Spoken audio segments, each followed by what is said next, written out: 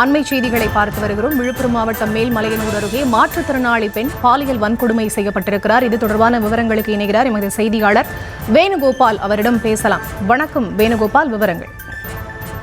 வணக்கம்.